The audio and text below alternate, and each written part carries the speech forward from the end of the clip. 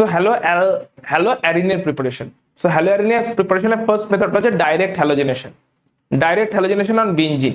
So প্রথমে চলে আসি বেনজিনের উপরে ডাইরেক্ট হ্যালোজেনেশন যেটা হচ্ছে, এটা কি টাইপের রিয়াকশন? এটা হচ্ছে ইলেকট্রোফিলিক সাবস্টিটিউশন রিয়াকশন, যেটা বেনজিন চ্যাপ্টারগুলোতেও পড়েছিলে। ইলেকট্রোফিলিক সাবস্টিটিউশন রিয়াকশন মনে করে তখন নাইট্রেশন, সালফোনেশন, ফ্রিডলক্রাফট অ্যালকিলেশন, ফ্রিডলক্রাফট অ্যাসাইলেশন, যা যা পড়েছিল 11 হাইড্রোকার্বনের সেম মেথডের রিয়াকশন গুলো হচ্ছে। সো প্রথমে চলে আসি এক্স্যাক্টলি হচ্ছেটা কি আছে। বেনজিন, সো বেনজিন হচ্ছে একজন ইলেকট্রন রিচ সাবস্টেন্স, কারণ তিনটে পাই বন্ড আছে, সো এটা ইলেকট্রন রিচ।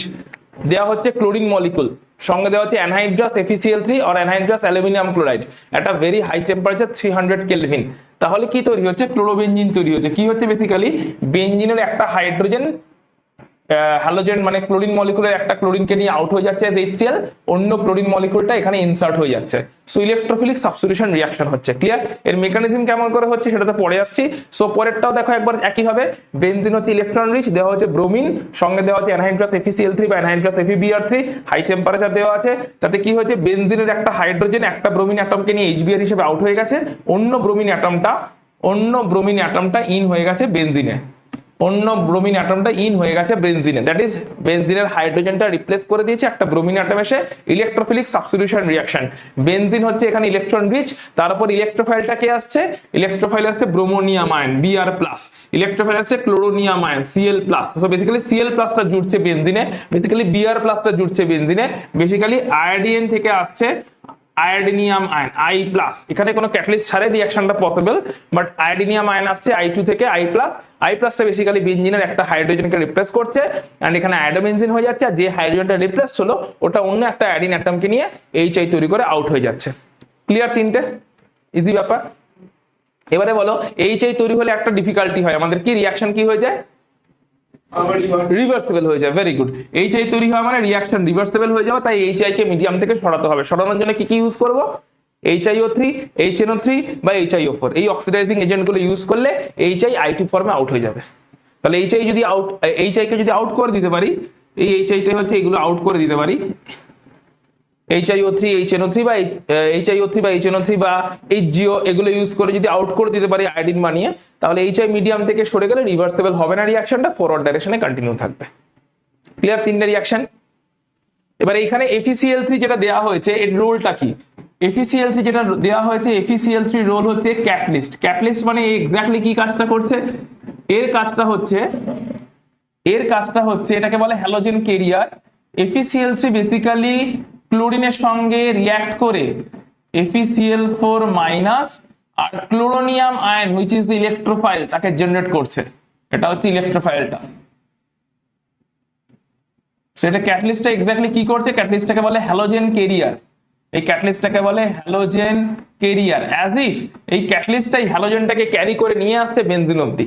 অ্যাজ ইফ এই ক্যাটালিস্ট FeCl3টাই হ্যালোজেনটাকে ক্যারি করে নিয়ে আসছে বেনজিন অবধি। কিভাবে ক্যারি করছে? FeCl3 ক্লোরিনের সঙ্গে রিঅ্যাক্ট করছে বা ব্রোমিনের সঙ্গে রিঅ্যাক্ট করছে, FeCl4- তৈরি করছে, সঙ্গে ক্লোরোনিয়াম আয়ন Cl+ তৈরি করছে, যেটা কিনা ইলেকট্রোফাইল। ওই ইলেকট্রোফাইলটাই গিয়ে বেনজিনে সাবস্টিটিউট করছে, হাইড্রোজেনকে রিপ্লেস করছে আর নিজেকে ইন করাচ্ছে। দেবজিৎ ক্লিয়ার? FeCl3 এর রোলটা হ্যালোজেন ক্যারিয়ার, আর HI হলে একটা স্পেশাল কেস থাকে সবসময়তেই, HI কে রিমুভ করতে হবে, তার জন্য অক্সিডাইজিং এজেন্ট ইউজ করা হচ্ছে, যে অক্সিডাইজিং এজেন্ট মেবি তোমার HiO3 বা HNO3 এরকম কিছু হতে পারে। ওকে, লিখে ফেলো। সৃজা ক্লিয়ার? তিনটে রিঅ্যাকশনস এর বেসিক পার্টটা ক্লিয়ার? হ্যাঁ স্যার। আচ্ছা, আমরা চলে আসবো এরপরে মেকানিজমে। যদি এর মেকানিজম আমরা ক্লাস 11 স্টাডি করেছিলাম বেনজিন চ্যাপ্টারে, যে ইলেকট্রোফিলিক সাবস্টিটিউশন রিঅ্যাকশনস এক্স্যাক্টলি কেমন করে হয়, তো তারপরেও আমরা দেখে নেবো মেকানিজমটা এক্স্যাক্টলি হচ্ছে কেমন করে, একবার রিভিশনও হয়ে যাবে, এবং অ্যাট দ্য সেম টাইম আমাদের পুরো জিনিসটা বোঝাও হয়ে যাবে যে ইলেকট্রোফিলিক সাবস্টিটিউশন রিঅ্যাকশনটা হচ্ছে কেমন করে। So this is a interesting story আছে এখানে আমরা অনেক কিছু দেখতে পাবো যে কেমন করে বেনজিনরা রিঅ্যাক্ট করছে বা বেনজিনরা থিঙ্ক করছে, মলিকুলার সেন্স কেমন করে কাজ করছে, সেটা স্টোরি বলার থ্রু দিয়ে যাতে মনে থাকে চট করে পুরো ইলেকট্রোফিলিক সাবস্টিটিউশন রিঅ্যাকশনটা স্টাডি করবো। FeCl3 কি রোলটা প্লে করছে ওটাও লিখে নিও। FeCl3 বেসিক্যালি তোমার ইলেকট্রোফাইলটাকে জেনারেট করছে। FeCl3 Cl2 এর সঙ্গে রিঅ্যাক্ট করে ক্লোরোনিয়াম আয়ন ইলেকট্রোফাইলটা জেনারেট করছে, ব্রোমোনিয়াম আয়ন ইলেকট্রোফাইলটা জেনারেট করছে। আয়োডিন বেশি রিঅ্যাক্টিভ, তাই আয়োডিনের জন্য কোনো ক্যাটালিস্ট আলাদা করে লাগছে না। আয়োডিন মোস্ট রিঅ্যাক্টিভ হওয়ার জন্য আয়োডিনের জন্য কোনো ক্যাটালিস্ট লাগছে না, ওটা আয়োডিনিয়াম আয়ন অটোমেটিক্যালি তৈরি হচ্ছে বেনজিনের প্রেজেন্সে, ওর জন্য কোনো ক্যাটালিস্টের প্রেজেন্স লাগছে না। ওকে, যেগুলো সার্কেল করছো সেগুলো নিচে একটা লিখে রাখো, যে কোনো একটা নিচে, সেটা হচ্ছে electrophile. Br plus Cl plus I plus they are the electrophile. ঠিক আছে, ইলেকট্রোফিলিক সাবস্টিটিউশন হচ্ছে ইলেকট্রোফাইল এসে বেনজিনের হাইড্রোজেনকে রিপ্লেস করে দিয়েছে। লেখা হয়েছে? নেক্সট স্লাইডে যাচ্ছি তাহলে। সো কেমন করে সাবস্টিটিউশন রিঅ্যাকশনটা হচ্ছে দেখো। তো ফার্স্ট স্টেপটা যেটা আগেই বলেছি, this is the electrophile generate হলো, এটা হচ্ছে ইলেকট্রোফাইলটা, FeCl3 plus Cl2 giving FeCl4 minus plus chloronium ion Cl plus, electrophile generate হলো। ইলেকট্রোফাইলটা এবার করছে কি দেখো এক্স্যাক্টলি। বেনজিন প্রথমে আছে, এখানে তো লেখা আছে, আমরা একটু অন্যরকম ভাবে স্টাডি করি, এখানে তো ট্র্যাডিশনাল ওয়েতে লেখা আছে। সো আমরা ইলেকট্রোফিলিক সাবস্টিটিউশন রিঅ্যাকশনটা এক্স্যাক্টলি হচ্ছে কেমন করে একটু স্টোরি ফর্মে স্টাডি করি। So this is benzene, right? Benzene electron rich না ইলেকট্রন ডেফিশিয়েন্ট, একবারে বলার চেষ্টা করবে, ভুল যেন না হয়। বেনজিন ইলেকট্রন রিচ না ইলেকট্রন ডেফিশিয়েন্ট? কারণ তিনটে পাই বন্ড আছে, সে যথেষ্ট ইলেকট্রন রিচ বেনজিন। তাহলে বেনজিন যদি ইলেকট্রন রিচ হয়, তাহলে বেনজিনের কাছে কে আসবে? ইলেকট্রন ডেফিশিয়েন্ট কেউ আসবে না ইলেকট্রন রিচ কেউ আসবে? ইলেকট্রন ডেফিশিয়েন্টদেরকে কি বলা হয়? ইলেকট্রোফাইল। এক্ষুনি তো দেখলাম আমরা, ইলেকট্রন ডেফিশিয়েন্ট যারা তারা হচ্ছে ইলেকট্রোফাইল E প্লাস। সো বেনজিনের কাছে আসবে ইলেকট্রোফাইল E প্লাস গুলো, জেনারেলি E প্লাস বলছি এদেরকে, অর্থাৎ এই যে Cl plus Br plus I plus যা যা তৈরি হচ্ছে এনি ইলেকট্রোফাইল, সেটা হচ্ছে E প্লাস। ঠিক আছে, E plus is the electrophile, সে ইলেকট্রন ডেফিশিয়েন্ট, তাই সে আসছে বেনজিনের কাছে। আচ্ছা, এবারে বেনজিনের সাথে রিঅ্যাক্ট করা তো সোজা নয়। তার কারণটা কি? বেনজিনের শুধু ইলেকট্রন রিচই নয়, বেনজিনের এই তিনটে পাই বন্ড রেজোনেন্সে অ্যাটাচড, হ্যাঁ কি না? অর্থাৎ এটা সবসময় সার্কুলেট করছে, রাইট? বেনজিনের তিনটে pi bond always circulating and রেজোনেন্সে অ্যাটাচড আছে। যদি বেনজিনের তিনটে পাই বন্ড অলওয়েজ রেজোনেন্সের থ্রু দিয়ে অ্যাটাচ থাকে, তাহলে ওই পাই বন্ড তিনটে যথেষ্ট ডিলোকালাইজড হচ্ছে and they are happy pi bonds. Clear? যে ওদের কোনো অ্যাসাচ খুব একটা মাথা ব্যথা নেই অন্য কারোর সঙ্গে রিঅ্যাক্ট করার জন্য, বিকজ তারা স্টেবিলিটি পাচ্ছে, কারণ পাই বন্ড গুলো নিজেদের মধ্যে সার্কুলেট করতে পারছে, ডিলোকালাইজ করতে পারছে, কনজুগেশনে আছে, এটা কন্টিনিউয়াসলি চলছে। তাই বেনজিনের ভেতরে একটা সার্কেল ড্র করছি। বেনজিনের ভেতরে সার্কেল ড্র করার কারণে এই পাই বন্ডের ডিলোকালাইজেশনটা ওয়ান টাইম ইস্যু নয়, এটা কন্টিনিউয়াস প্রসেস, যে কন্টিনিউয়াসলি পাই বন্ড গুলো শিফট হচ্ছে। কেমন করে? এই পাই বন্ড এখানে এলো, এই পাই বন্ড এখানে গেল, এই পাই বন্ড এখানে গেল, তারপরে আবার এইখানের পাই বন্ড এখানে আসবে, এখানে পাই বন্ড এখানে আসবে, এখানে পাই বন্ড এখানে আসবে, অর্থাৎ নতুন নতুন পজিশন থেকে পাই বন্ডের আবার শিফটিং শুরু হবে। অর্থাৎ কন্টিনিউয়াসলি পাই বন্ড গুলো অল্টারনেটিভ পজিশনে কন্টিনিউয়াসলি ডিলোকালাইজ হচ্ছে, কন্টিনিউয়াসলি সার্কুলেট করছে, কন্টিনিউয়াসলি কনজুগেশনে আছে। আর এর ফলে বেনজিন যে এক্সট্রা স্টেবিলিটি পাচ্ছে তাকে কি বলা হয়? তাকে বলা হয় অ্যারোমেটিসিটি। সেটা কেবলমাত্র ইলেকট্রন রিচই নয়, এটা অ্যারোমেটিসিটির থ্রু দিয়ে হাইলি স্টেবিলাইজড। এটা হচ্ছে রেজোনেন্সের থ্রু দিয়ে অ্যারোমেটিসিটি অ্যাচিভ করছে। সব রেজোনেন্সকে কিন্তু অ্যারোমেটিসিটি বলা হবে না। কোন রেজোনেন্সটাকে অ্যারোমেটিক বলবো? কোন রেজোনেন্সটা বলবো অ্যারোমেটিক হয়েছে? কোন রেজোনেন্সের ফলে অ্যারোমেটিসিটি অ্যাচিভ হয়েছে? যে রেজোনেন্স কন্টিনিউয়াসলি চলছে, কনজুগেশন বা ডিলোকালাইজেশনের থ্রু দিয়ে বেনজিনের স্টেবিলিটি কন্টিনিউয়াসলি অ্যাচিভড হচ্ছে, তাই এটাকে বলা হচ্ছে হাইলি স্টেবিলিটি গেইন করছে এর জন্য বেনজিন, তাই এটা অ্যারোমেটিক হয়ে যাচ্ছে। এবারে বেনজিন যে হাই স্টেবিলিটি গেইন করলে, এই অবস্থায় তোমার কি মনে হয় ইলেকট্রোফাইলকে বেনজিন আদৌ পাত্তা দেবে না? ও নিজের পাই বন্ডকে নিয়ে হ্যাপি, এবং তাদের মধ্যে ডিলোকালাইজেশনে চলছে, যেটা মেন হ্যাপিনেসের মেন ফ্যাক্টর। যে এমন না যে একটা জায়গাতেই বন্ডস গুলো লোকালাইজড, বন্ড গুলো কন্টিনিউয়াসলি ডিলোকালাইজ করতে পারছে, ইলেকট্রোফাইলকে পাত্তা দেবেন। ইলেকট্রোফাইল নিজেও এটা খুব ভালো করে জানে। ইলেকট্রোফাইল ওই জন্য এখানে গেম খেলছে একটা। কি গেম? ইলেকট্রোফাইল বেনজিনের টোটাল 6টা কার্বনের মধ্যে যে কোনো একটা কার্বনে নিজেকে অ্যাটাচ করানোর কথা আগে ভাবছে না, আগে ইলেকট্রোফাইল যে কোনো একটা পাই বন্ডকে ট্যাপ করছে। বেনজিনের 3টে পাই বন্ড আছে, সো পুরো বেনজিন ইলেকট্রোফাইলকে পাত্তা দেবে না, কিন্তু ইলেকট্রোফাইল লোভ দেখাচ্ছে শুধু একটা পাই বন্ডকে। মানে ঘরের ভেতর ঢুকতে গেলে ঘরের মধ্যে যে কোনো একটা উইক পয়েন্টে আগে নক করা, যাকে বলতে হয়। সো বেনজিন ওভারঅল বেনজিনকে ইলেকট্রোফাইল মানে ওভারঅল ইলেকট্রোফাইলকে বেনজিন পাত্তা দেবে না, বেনজিন পাত্তা দেবেই না, কারণ ও হাইলি স্টেবল। কিন্তু বেনজিনের একটা পাই বন্ড কি, এটা কিন্তু স্টোরি বলছে, ঠিক আছে, এটা কিন্তু কেমিস্ট্রি হচ্ছে না। বেনজিনের একটা পাই বন্ড এ তো ঘুমিয়েই পড়ে যাচ্ছে, এত স্টোরি বলছি তারপরে ঘুমিয়েই যাচ্ছে। বেনজিনের একটা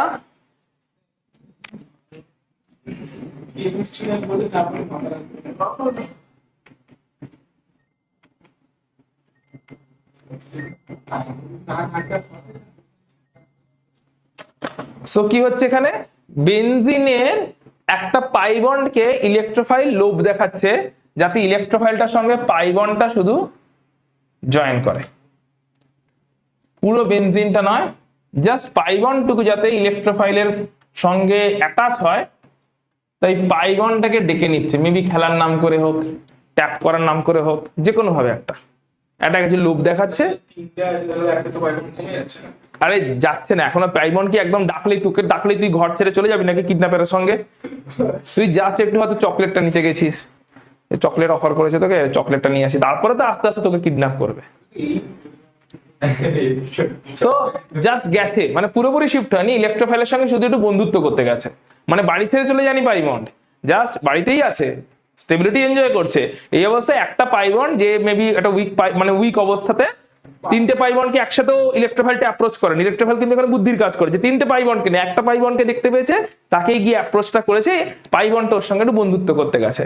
সো বন্ধুত্ব করতে গিয়ে ফার্স্ট এখনো অব্দি বেঞ্জিন জানে না যে আমারই পাই বন্ড বাইরের থার্ড পার্টির সঙ্গে বন্ধুত্ব করতে যাচ্ছে। Situation clear? কারণ বেনজিন জানে যে এরা নিজেরা হ্যাপি পাই বন্ডস, কারণ সার্কুলেশনে আছে, কনজুগেশনে আছে, রেজোনেন্সে আছে, অ্যারোমেটিসিটি এনজয় করছে।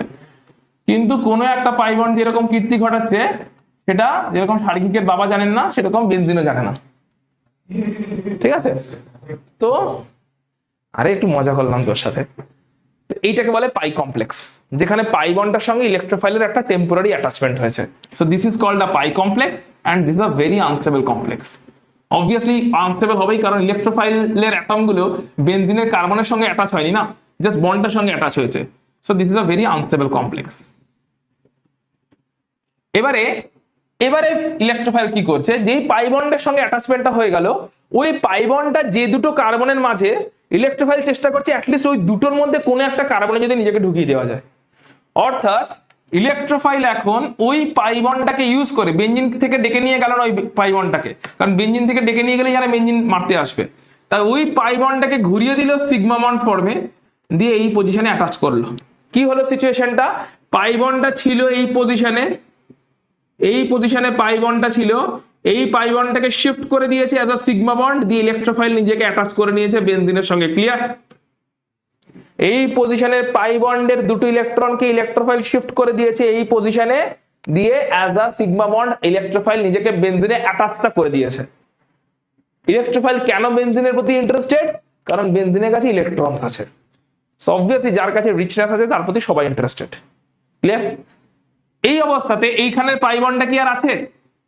তাহলে এই পজিশনে কি ডেভেলপ করেছে, একটা বেনজিন এখন টের পেয়েছে যে আরে এ তো আমার পাই বন্ড কি করছে, এটাকে বলছে সিগমা কমপ্লেক্স।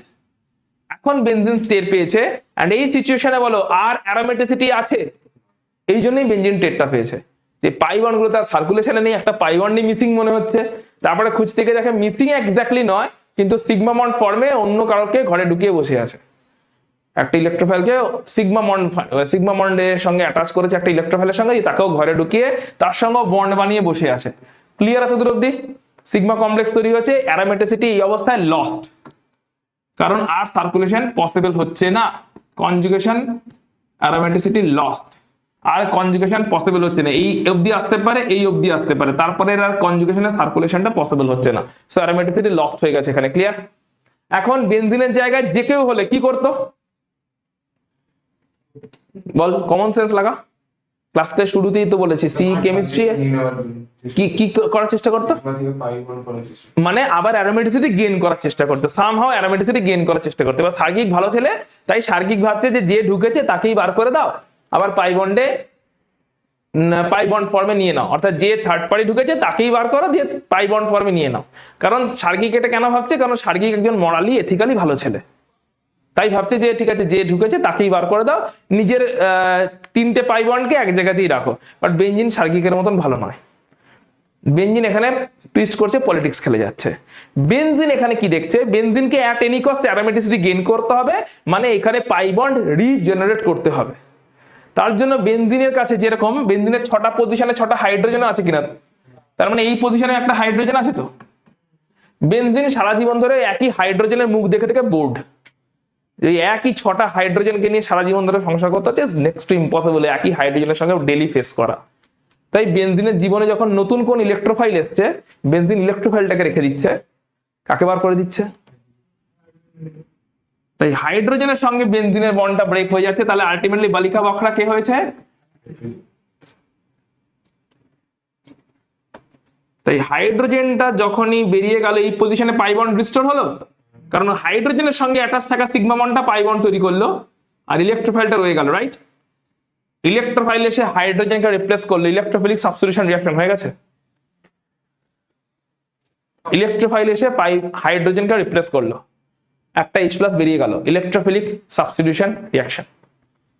ক্লিয়ার? এখন অবধি কাকে ভিলেন মনে হচ্ছে?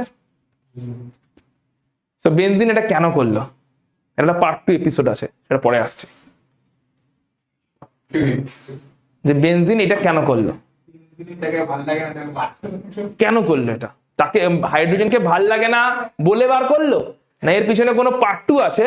সো কাটাপ্পা ने उसको क्यों मारा? তার জন্য ইলেকট্রোফাইলটাকেও বার করতে পারতো, যেটা তুই বলেছিলি। তুই তো এই প্রপোজালটা দিয়েছিলি যে ঢুকেছে তাকেই বার করে দাও, দেন নিজে আবার বেনজিন অরিজিনাল হয়ে যাও। কিন্তু সেরকম করে না করে बेंजीन ने हाइड्रोजन को क्यों निकाला, तो इसका पार्ट 2 আসছে, পার্ট 2 তে দেখবো, ঠিক আছে? এতদূর পার্ট 1টা ক্লিয়ার কিনা বলো? তো ইলেকট্রোফাইলকে ইন করে নিয়েছে। সো দিস ইজ, এবার ইলেকট্রোফাইলটা ক্লোরোনিয়াম আয়ন হোক, ক্লোরিন ঢুকবে, ব্রোমোনিয়াম আয়ন হোক, ব্রোমিন ঢুকবে, I+ আয়ন হোক, আয়োডিন ঢুকবে, নাইট্রেশনের থ্রু দিয়ে NO2+ হোক, NO2 ঢুকবে, সালফোনেশনের থ্রু দিয়ে SO3H হোক, যে ইলেকট্রোফাইল হবে ইলেকট্রোফিলিক সাবস্টিটিউশন রিঅ্যাকশনে এইখানে E+ এর জায়গায় সেটাই লিখবে, সেটাই ঢুকছে। ক্লিয়ার?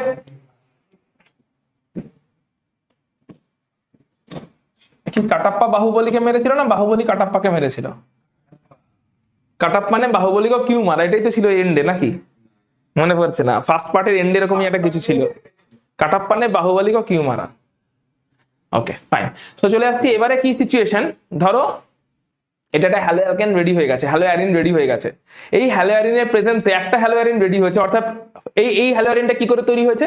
এই হ্যালো অ্যারিনটা তৈরি হয়েছে, ক্লোরোনিয়াম আয়ন ঢুকেছে বেনজিনে এন্ড ইলেকট্রোফিলিক সাবস্টিটিউশন রিঅ্যাকশন করেছে, দিয়ে এটা তৈরি হয়েছে। ক্লোরোনিয়াম আয়নটা কি করে ঢুকেছে? Cl2 আর FeCl3 দিয়েছি, হাই টেম্পারেচারে 300 কেলভিন টেম্পারেচারে দিয়েছি, এন্ড তার জন্য এই ক্লোরোনিয়াম আয়নটা এইটা তৈরি হয়েছে।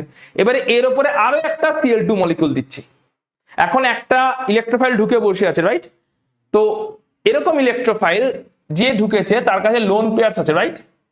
এই লোন পেয়ারসের থ্রু দিয়ে রেজোনেন্স করতে পারে, লোন পেয়ারের থ্রু দিয়ে কি করতে পারে? রেজোনেন্স করতে পারে, অর্থাৎ লোন পেয়ারটা এই পজিশনে আসতে পারে, ডাবল বন্ড তৈরি করতে পারে, এন্ড এই বন্ডগুলো শিফট হতে পারে। লোন পেয়ারের থ্রু দিয়ে রেজোনেন্স করাকে বলে প্লাস আর এফেক্ট। একটু পরে রেজোনেন্সটা কেমন করে হয় দেখবো, বা এখানে দেখিয়ে দিচ্ছি প্লাস আর এফেক্ট। এই রেজোনেন্সটা ড্র করো আগে, লেখো অর্থো প্যারা ডাইরেকশন, এটাকে বলে plus R effect. So plus R এফেক্টের through দিয়ে এক্স্যাক্টলি কেমন রেজোনেন্সটা হচ্ছে দেখো, যে কোনো স্পিসিস, সেটা ক্লোরিন হোক, ব্রোমিন হোক, আয়োডিন হোক, অন্য কেউ হোক যার লোন পেয়ার আছে সেই এটা করতে পারে। সো প্লাস আর এফেক্টের থ্রু দিয়ে কি করছে, লোন পেয়ারটা এই পজিশনে ফার্স্ট ডাবল বন্ড তৈরি করছে, আর তার জন্য এই কার্বনটা হয়ে যাচ্ছে পেন্টাভ্যালেন্ট, কারণ ডাবল বন্ড একটা নতুন বন্ড তৈরি হচ্ছে, তাই এই পাই বন্ডটা এই পজিশনে as a minus charge withdraw হয়ে যাচ্ছে। এটা হচ্ছে ফার্স্ট স্টেপ হলো।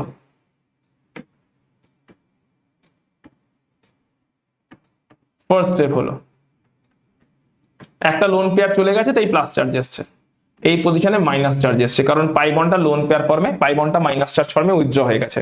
সেকেন্ড স্টেপে এই মাইনাস চার্জটা আবার এই পজিশনে আসবে অ্যাজ আ ডাবল বন্ড হিসেবে, এন্ড এই ডাবল বন্ডটা এই পজিশনে উঠে যাবে as a minus charge. Resonance continue হচ্ছে, পাই বন্ডের ডিলোকালাইজেশন কন্টিনিউ হচ্ছে, তাহলে এই পজিশনে ডাবল বন্ডের, এই পজিশনে ডাবল বন্ডের, এই পজিশনে হলো মাইনাস চার্জ।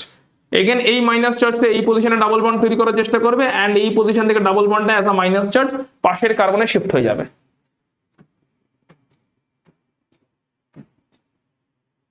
তাহলে এরকম পজিশনে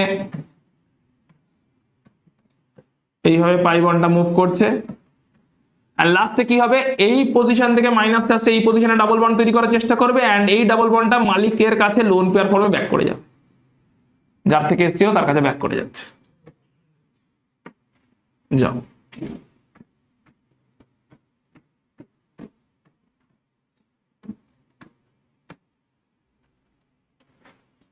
সো এইভাবে রেজোনেন্সটা হয়েছে। ক্লিয়ার? রেজোনেন্স স্ট্রাকচারটা পুরো ক্লিয়ার? সৃজা তোমার ক্লিয়ার রেজোনেন্সটা কেমন করে হয়েছে ক্লোরোবেনজিনে? যে কোনো হ্যালোবেনজিন, ক্লোরোবেনজিন হোক, ব্রোমোবেনজিন হোক, আয়োডোবেনজিন হোক, যে কোনো লোন পেয়ার वाला কেউ হোক না কেন, এখানে প্লাস আর এফেক্ট শো হয়েছে। প্লাস আর এফেক্ট মানে কি, লোন পেয়ার ডোনেশনের থ্রু দিয়ে রেজোনেন্স স্টার্ট হচ্ছে, তাকে বলে প্লাস আর এফেক্ট। ঠিক আছে, এবারে এই রেজোনেন্সটা যেটা হয়েছে, এই রেজোনেন্সে ভালো করে দেখো বেনজিনের ইলেকট্রন ডেনসিটি যা ছিল তার থেকে আরো বেড়েছে না কমেছে? বেনজিনের উপরে মাইনাস চার্জ বা ইলেকট্রন ডেনসিটি আরো বাড়ছে না কমছে এই রেজোনেন্সের ফলে? কি করে কমছে? বেনজিনে তো মাইনাস চার্জ ঘুরছে, তাহলে বেনজিনের ইলেকট্রন ডেনসিটি আরো বাড়লো না কমলো? বাড়লো। মাইনাস চার্জ মানে তো ইলেকট্রন, তাই না? ইলেকট্রন ঘুরছে মানে মাইনাস চার্জ ঘুরছে, তার মানে বেনজিন এমনিতে তো ইলেকট্রন রিচ ছিলই। বেনজিনের ইলেকট্রন রিচনেস কে আরো বাড়ালো কে? এই ক্লোরিন অ্যাটমটা তার লোন পেয়ার ডোনেশনের থ্রু দিয়ে একটা মাইনাস চার্জ ডেভেলপ করলো বেনজিনে, তার মানে ইলেকট্রন রিচনেস ইনক্রিজ করেছে। ইলেকট্রন রিচনেস ইনক্রিজ করেছে বেনজিনে because of this plus R effect. এই প্লাস আর এফেক্টের জন্য বেনজিনের ইলেকট্রন রিচনেসটা ইনক্রিজ করেছে। তাহলে বেনজিনের প্রতি আরো ইলেকট্রোফাইল অ্যাট্রাক্টেড হবে কি হবে না? আরো বেশি ইলেকট্রোফাইল অ্যাট্রাক্টেড হবে। সেই কারণেই আর একটা সেকেন্ড ক্লোরিন মলিকুল এসছে, FeCl3 এর সঙ্গে রিঅ্যাক্ট করে FeCl4 মাইনাস তৈরি করেছে, আর আরো একটা ক্লোরিনিয়াম আয়ন তৈরি করেছে। আরো একটা ওই জন্য ইলেকট্রোফাইল এসছে, ক্লোরিন মলিকুলটার সঙ্গে FeCl2 reaction, FeCl3 reaction FeCl4 minus তৈরি হয়েছে, সঙ্গে আরো একটা ক্লোরিনিয়াম আয়ন তৈরি হয়েছে।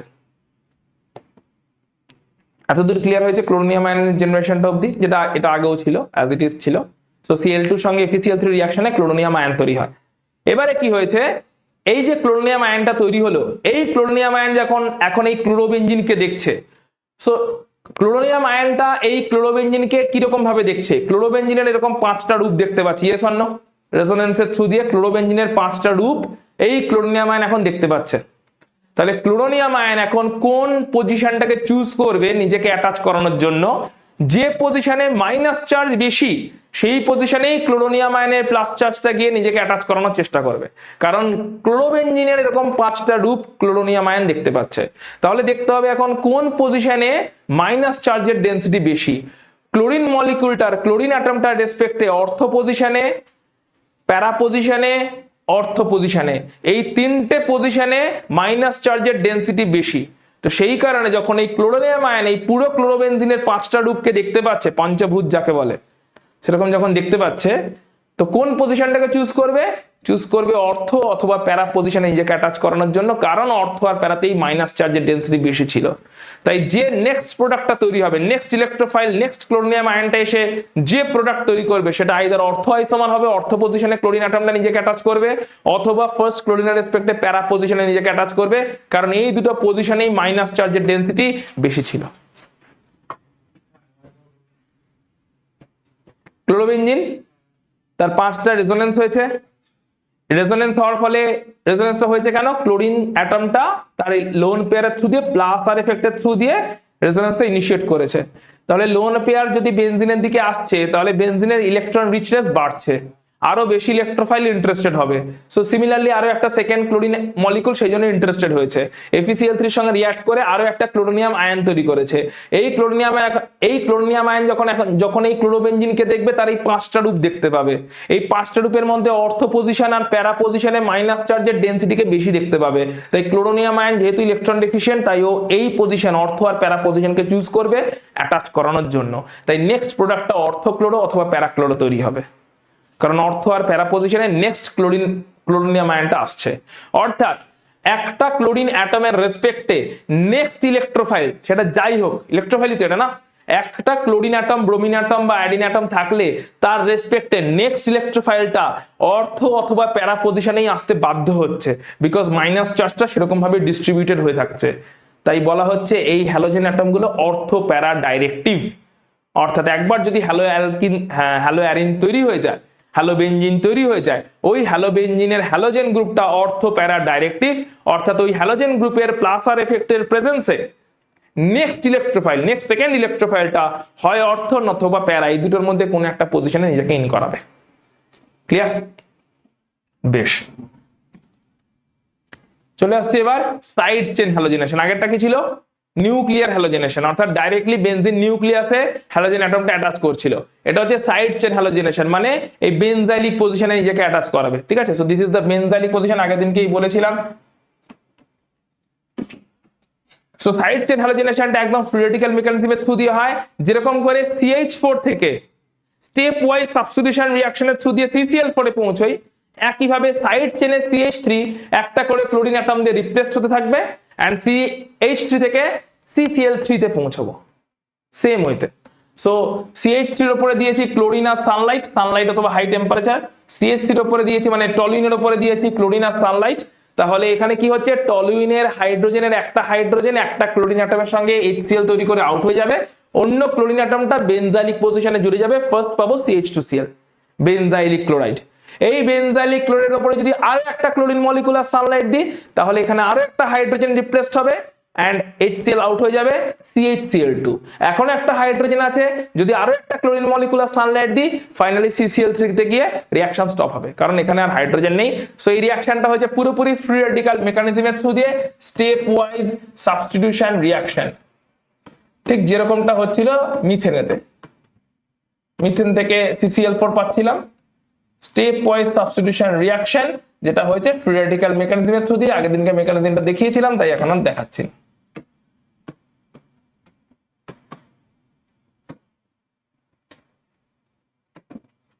মনে আছে তো ফ্রি রেডিক্যাল মেকানিজম কেমন করে হচ্ছিল, ক্লোরিন দিলে ক্লোরিনের মাঝের বন্ডটার হোমোলাইটিক ফিশন হচ্ছিল, দুটো ক্লোরিন ফ্রি রেডিক্যাল তৈরি হচ্ছিল। তো সেম ওয়েতে এখানেও রিঅ্যাকশনটা হবে ফ্রি রেডিক্যাল মেকানিজমের থ্রু দিয়ে and you will get CCl3, you will end up at CCl3। Similarly এটা করার আরো একটা অপশন আছে, SO2Cl2 দিয়েও যদি হাই টেম্পারেচারে পারঅক্সাইডের প্রেজেন্সে রিঅ্যাকশনটা করানো হয় তাহলেও CH3টা থেকে একটা হাইড্রোজেন রিপ্লেস হয়ে যাবে, দিয়ে CH2Cl তৈরি হবে, সঙ্গে SO2 গ্যাস আর HCl তৈরি হবে। এটা একটা গুড মেথড, বেনজাইলিক ক্লোরাইড তৈরি করার গুড মেথড। এইটা নয় এইটা, কারণ এখানে যে সাইড প্রোডাক্ট তৈরি হচ্ছে তারা গ্যাসিয়াস সাইড প্রোডাক্ট, সেই কারণে এক্সক্লুসিভলি এই প্রোডাক্টটাকে পাওয়া যাবে। যদি CH2Cl তৈরি করতে হয়, CH2Cl দ্যাট ইজ বেনজাইলিক ক্লোরাইড তৈরি করতে হয়, তাহলে ক্লোরিন সানলাইট দেওয়ার থেকে SO2Cl2 সানলাইট বা হাই টেম্পারেচার দেওয়া ভালো ইন প্রেজেন্স অফ পারঅক্সাইড। তাহলে বেনজাইলিক ক্লোরাইড তৈরি হবে, সঙ্গে সাইড প্রোডাক্টগুলো গ্যাসিয়াস বলে বেরিয়ে যাবে, হাই টেম্পারেচারে ওরা ইভলভ হয়ে যাবে। তো this is a good method benzylic chloride তৈরি করবা।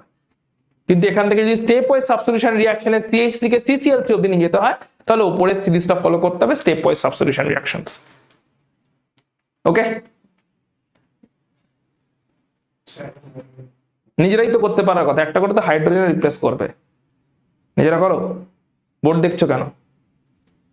একটা করে হাইড্রোজেন তো জাস্ট রিপ্লেস করবে, ক্লোরিন দেবে, সানলাইট দেবে, একটা করে হাইড্রোজেন রিপ্লেসড হবে। আর তোমার বেনজিনের পাই বন্ড কোথায়? বেনজিন পাই বন্ড ছাড়া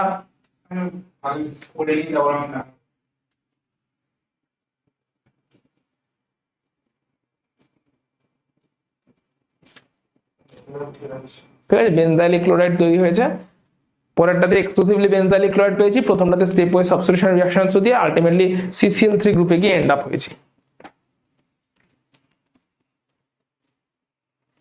আচ্ছা, এটাতে কিন্তু হাই টেম্পারেচার আছে আর সঙ্গে পারঅক্সাইডও আছে। SO2Cl2 যখন দেওয়া আছে সঙ্গে পারঅক্সাইডও প্রেজেন্স আছে। SO2Cl2 3 নয় এগুলো, SO2Cl2।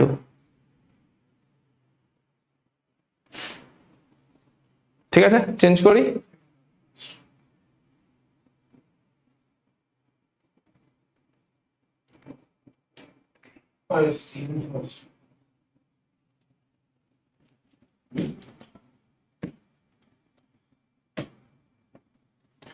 আচ্ছা, চলে আসছি বেনজাইলিক হ্যালোজেনেশন।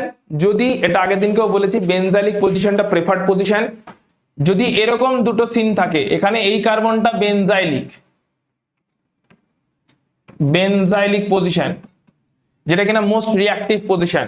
তাই এই মলিকুলে যদি ক্লোরিন অ্যাটম আর সানলাইট দেওয়া হয় তাহলে কোন হাইড্রোজেনটা আগে রিপ্লেসড হবে? বেনজাইলিক কার্বনের হাইড্রোজেন গুলো, CH2 হাইড্রোজেন গুলো, না CH3 হাইড্রোজেন গুলো? CH2 হাইড্রোজেন গুলো। বেনজাইলিক পজিশন হচ্ছে মোস্ট রিঅ্যাক্টিভ পজিশন, তাই বেনজাইলিক পজিশনের হাইড্রোজেন দেখো আগে রিপ্লেসড হয়েছে, CHCl হয়েছে, তারপরে CCl2 হয়ে গেছে। বেনজাইলিক পজিশনের হাইড্রোজেন আগে রিপ্লেসড হবে because that is a most reactive position, তাই বেনজাইলিক পজিশনে আগে রিঅ্যাকশনটা হবে। পরের হাইড্রোজেনে পরের সাইড চেনে এর পরে যদি আরো একটা ক্লোরিন মলিকুল দিই ইন প্রেজেন্স অফ সানলাইট, তখন পাশের হাইড্রোকার্বনে পাশের অ্যালকিল গ্রুপটাতে রিপ্লেসমেন্ট শুরু হবে। দ্যাট ইজ CCl2 হয়ে গেছে, এবারে হবে CH2Cl। মানে পাশের কার্বন থেকে হাইড্রোজেন রিপ্লেস হওয়া শুরু করবে আগে বেনজালিক পজিশনে সবকটা হাইড্রোজেন রিপ্লেস হয়ে যাওয়ার পরে পাশের কার্বন থেকে হাইড্রোজেন রিপ্লেস হওয়া শুরু করবে, পাশের চেনের কার্বনগুলো থেকে হাইড্রোজেন রিপ্লেস হওয়া শুরু করবে। আগে বেনজালিক পজিশনে সমস্ত কটা হাইড্রোজেন রিপ্লেস হয়ে গেছে, তারপরে। ওকে, ক্লিয়ার? সার্গিক তোমার একটা ছোট্ট মিস্টেক হচ্ছে, সি এর সঙ্গে বেনজিনের বন্ডটা অ্যাটাচ, তুমি এইচ এর সঙ্গে অ্যাটাচ করে দিয়েছো। না, নিচে যেটা ড্র করেছো দ্যাট ইজ গুড, কিন্তু সিটার সঙ্গে বন্ডটা অ্যাটাচ, তুমি CH2 এর সঙ্গে বন্ডটাকে অ্যাটাচ করছো। সো স্পেসিফিক হতে হবে, বন্ডটা সি এর সঙ্গে অ্যাটাচ, H2 এর সঙ্গে নয়। ঠিক আছে, খেয়াল রাখতে হবে ছোট ছোট জিনিসগুলো, না হলে মার্কস, হাফ মার্কস, 1 মার্কস করে কাটবে। কার সঙ্গে এক্স্যাক্টলি বন্ডটা অ্যাটাচ? সিটার সঙ্গে। তুমি এরকম ভাবে লিখতে পারো না, এটা সবাইকেই বলে রাখছি, অনেক সময় তাড়াহুড়োতে লিখতে গিয়ে মিস্টেক হয়ে যায়।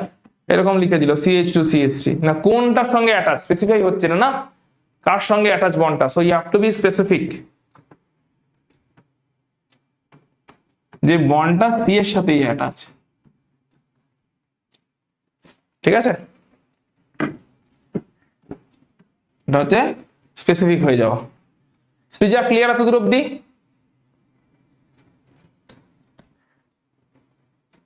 সৃজা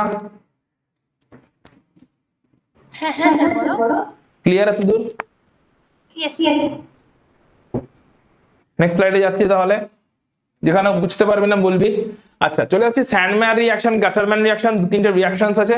সেই রিঅ্যাকশনসটা বইতে তো এরকম করে তো লেখা আছে, দ্যাট ইজ গুড, ঠিক আছে, খুব সুন্দর বইতে লেখা আছে, বাট আমরা একটু ডিফারেন্ট ওয়েতে স্টাডি করবো যাতে কুইকলি মনে থাকে। সো আমরা একটা বেসিক্যালি নেটওয়ার্ক বানাবো।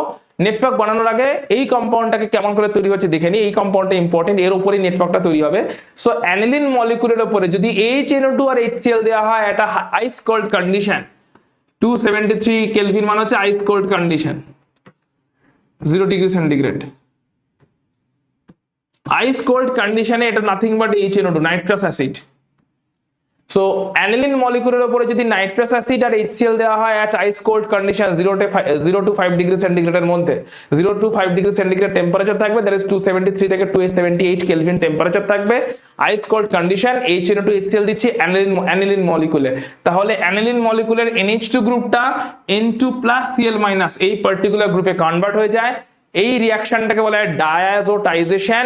মলিকুলটাকে বলা হয় বেনজিন ডাইঅ্যাজোনিয়াম ক্লোরাইড।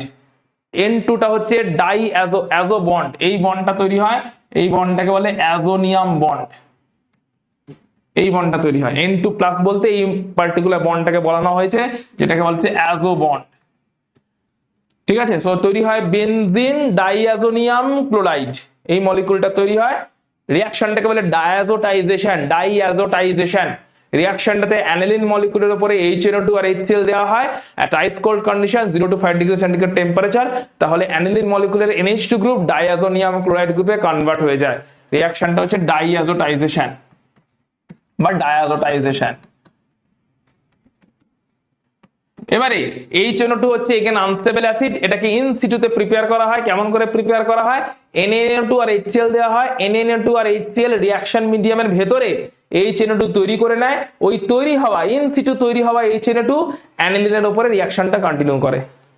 সো এই HNO2 K in situ prepare করা হয়, কারণ আনস্টেবল। এটা আগের দিনকে ইন সিটুর মানে বলে দিয়েছি, তাই এখন আর ডিটেলে যাচ্ছি না।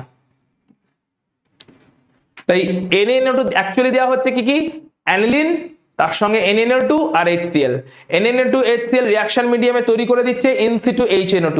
ওই HNO2 আর HCl মিলে রিঅ্যাকশনটা কন্টিনিউ করছে অ্যানিলিনের উপরে at ice cold condition to give the benzene diazonium chloride. Reaction হচ্ছে ডায়াজোটাইজেশন। ক্লিয়ার? এই পার্টটা ক্লিয়ার? এবারে এই diazonium chloride, benzene diazonium chloride একবার পেয়ে গেলে এর হিউজ ইম্পর্টেন্স। এখান থেকে অনেক রিঅ্যাকশনস তৈরি করা যাবে, মানে সবকটা হ্যালো বেনজিন তৈরি করা যাবে। ক্লোরোবেনজিন, ব্রোমোবেনজিন, আয়োডোবেনজিন, ফ্লোবেনজিন, সবকটা বেনজিন এই মলিকুলটা থেকে ইজিলি তৈরি করা যেতে পারে।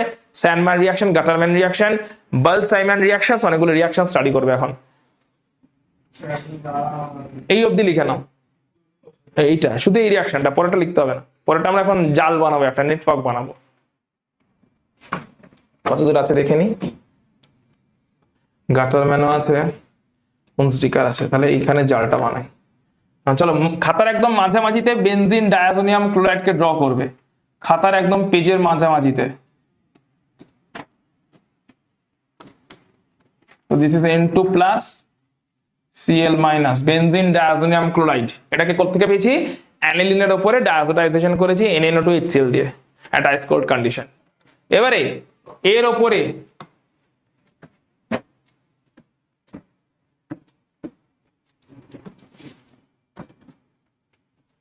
উপরে যদি Cu2Cl2 আর HCl দেয়া হয় তাহলে তৈরি হয় ক্লোরোবেনজিন, সঙ্গে তৈরি হয় নাইট্রোজেন গ্যাস। এর উপরে যদি Cu2Br2 আর HBr দেয়া হয় তাহলে তৈরি হয় ব্রোমোবেনজিন, সঙ্গে তৈরি হয় নাইট্রোজেন গ্যাস।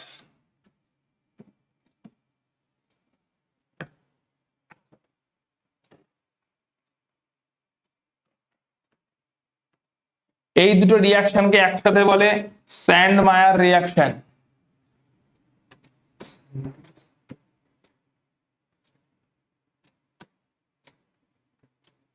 দুটো রিঅ্যাকশনই হচ্ছে স্যান্ডমায়ার রিঅ্যাকশন একসাথে।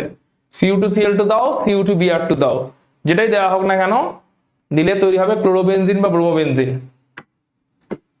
একইভাবে এর উপরে যদি শুধু কপার HCl দিয়ে হিট করা হয় তাহলেও রিঅ্যাকশন মিডিয়ামে ইন সিটু তৈরি হয়ে যায় Cu2Cl2, কিন্তু Cu2Cl2 না দিয়ে আমি কপার HCl দিয়ে হিট করলাম, মিডিয়ামে ওই Cu2Cl2 তৈরি হয় এন্ড এগেইন তৈরি হয় ক্লোরোবেনজিন। একইভাবে কপার আর HBr দিয়ে যদি হিট করা হয়, একইভাবে মিডিয়ামে ইন সিটুতে Cu2Br2 তৈরি হয়, বাট Cu2Br2 ডাইরেক্টলি না দিয়ে কপার HBr দিচ্ছি, হিট করছি, তৈরি হবে ব্রোমোবেনজিন। এই রিঅ্যাকশন দুটোকে একসাথে বলে গাটারম্যান রিঅ্যাকশন।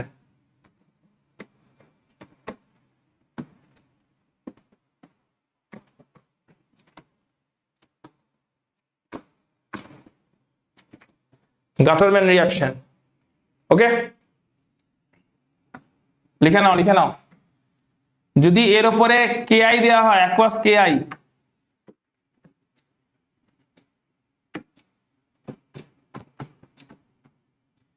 তাহলে তৈরি হয় আয়োডোবেনজিন। এই রিঅ্যাকশনের আলাদা করে কোনো নাম নেই, আয়োডোবেনজিন। আচ্ছা, এগুলোতে সবগুলোতেই সঙ্গে N2 গ্যাস তৈরি হচ্ছে, ঠিক আছে, নাইট্রোজেন গ্যাস সঙ্গে তৈরি হচ্ছে। এখানে তৈরি হবে আয়োডোবেনজিন, সঙ্গে KCl আর নাইট্রোজেন গ্যাস বেরিয়ে যাবে।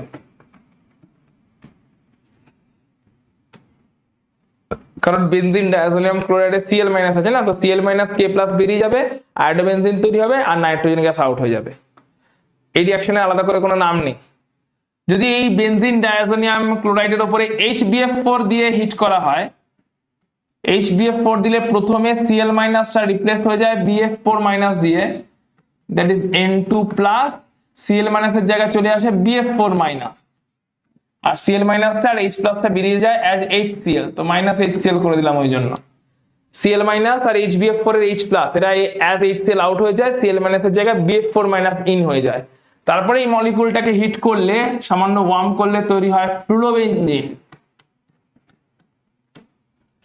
সঙ্গে তৈরি হয় নাইট্রোজেন গ্যাস এন্ড BF3। এই রিঅ্যাকশনটাকে বলে বালস-সাইমন রিঅ্যাকশন।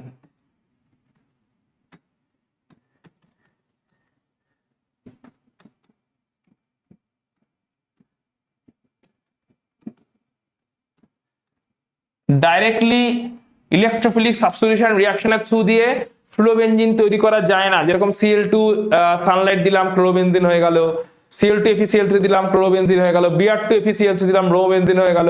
ওরকম করে F2 দিয়ে ফ্লুরোবেনজিন তৈরি করা যায় না, কারণ আগের দিনে কেউ বলেছি ফ্লুরিন নিয়ে যখন ফ্লুরিনেশন করানো হয় FF বন্ডের বন্ড এনার্জি ভেরি হাই, তাই সেক্ষেত্রে রিঅ্যাকশন ভিগোরাস হয়ে যায়, ভায়োলেন্ট হয়ে যায়, এক্সোথার্মিক হয়ে যায়, হাই হিট প্রডিউস হয় এন্ড দিওয়ালি হয়ে যাওয়ার চান্স থাকে ল্যাবরেটরির মধ্যে।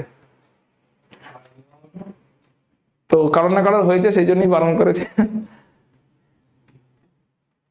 তো এক্সপ্লোশনকে অ্যাভয়েড করার জন্য ফ্লুরোবেনজিনকে সবসময় ইনডাইরেক্টলি তৈরি করতে হয়। সো বালস-সাইমন রিঅ্যাকশনের থ্রু দিয়ে ফ্লুরিনেশনটা করা হচ্ছে, কখনোই ডাইরেক্টলি ইলেকট্রোফিলিক সাবস্টিটিউশন রিঅ্যাকশনের থ্রু দিয়ে F2 দিয়ে দিলাম এন্ড ফ্লুরোবেনজিন হয়ে গেল, বেনজিনের F2 দেওয়া হলো, এইভাবে রিঅ্যাকশন করা হয় না, কারণ রিঅ্যাকশনে এক্সপ্লোশন হয়ে যাওয়ার চান্স থাকবে সেক্ষেত্রে।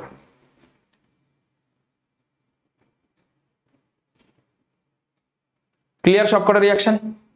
স্যান্ডম্যার গ্যাটারম্যান একই রিয়াকশন একই প্রোডাক্ট দিচ্ছে, স্যান্ডম্যারও ক্লোরোবেনজিন ব্রোমোবেনজিন পাচ্ছি, গ্যাটারম্যানও ক্লোরোবেনজিন ব্রোমোবেনজিন পাচ্ছি, শুধু জাস্ট রিএজেন্ট গুলো আলাদা।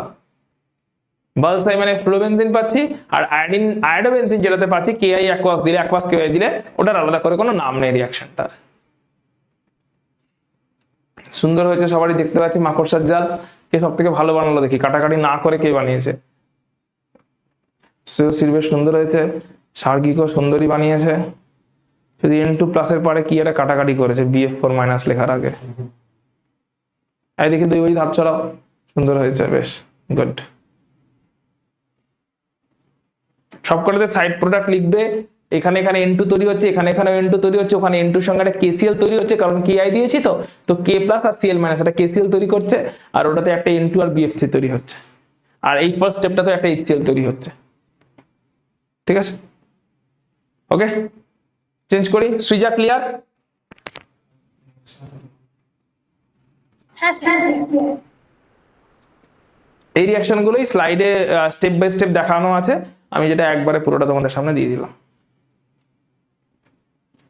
চেঞ্জ করছি দৈবজিৎ। আচ্ছা, চলে আসছে হুন্সডিকার রিঅ্যাকশন। আগেরটা তো পড়েছিলাম হুন্সডিকার রিঅ্যাকশন, এটা তো আছে একই, ডিকার্বক্সিলেশন হবে। So this is the carboxylic অ্যাসিডের সিলভার সল্ট। এক্সাক্ট স্ট্রাকচারটা কেমন? একটা হচ্ছে এক্সাক্ট স্ট্রাকচার C+O সো এই পার্টটা হচ্ছে কার্বক্সিলিক পার্ট, C+O- আর Ag+। এর সঙ্গে যেই দেওয়া হচ্ছে bromine in CCl4, so Br bond আছে, অবভিয়াসলি এই পার্টটা আউট হয়ে যাচ্ছে অ্যাজ AgBr, এই পার্টটা আউট হয়ে যাচ্ছে অ্যাজ কার্বন ডাইঅক্সাইড। তাহলে কে কার সাথে জয়েন করছে? বেনজিনের এই কার্বনটার সঙ্গে এই ব্রোমিনটা জয়েন করে যাচ্ছে, বেনজিনের এই পার্টিকুলার কার্বনের সঙ্গে ওই ব্রোমিনটা জয়েন করে যাচ্ছে, ইউ আর গেটিং দ্য ব্রোমোবেনজিন। ঠিক আছে, এই পার্টটা কার্বন ডাইঅক্সাইড হয়ে আউট হয়ে যাচ্ছে, এই পার্টটা AgBr তৈরি করে আউট হয়ে যাচ্ছে, এন্ড অবভিয়াসলি ব্রোমিন যেটা পড়ে থাকছে আর তার সঙ্গে বেনজিনের এই কার্বনটা এরা জয়েন করে যাচ্ছে রিঅ্যাকশনে। যেহেতু কার্বন ডাইঅক্সাইড আউট হচ্ছে ফ্রম দ্য কার্বক্সিলিক গ্রুপ, এটাকে বলা হয় ডিকার্বক্সিলেশন রিঅ্যাকশন। এটা হ্যালো অ্যালকেন প্রিপারেশনও পড়েছিলাম, হ্যালো অ্যারিন প্রিপারেশনও হলো, রিঅ্যাকশনের নাম হুন্সডিকার রিঅ্যাকশন। ওকে, এখানে হ্যালো অ্যারিনসের প্রিপারেশন পার্টটা শেষ হচ্ছে।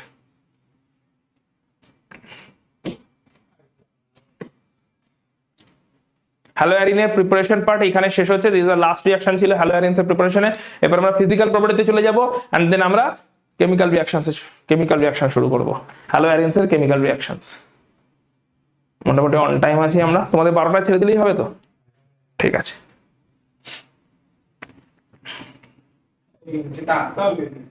এটা বোঝানোর জন্য বলেছি, তোমার সুবিধে, আঁকতে চাইলে আঁকতে পারো। সৃজা ক্লিয়ার তো? হ্যালো অ্যারিনসের প্রিপারেশন সব কটা? হ্যাঁ স্যার।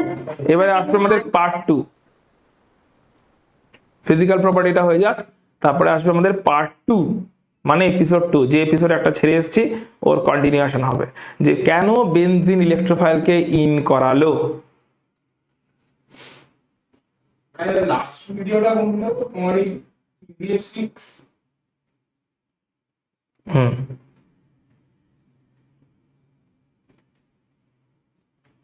ছয় নম্বর লেকচারটাই লাস্ট ভিডিও, এটা 7 নম্বর লেকচার হবে।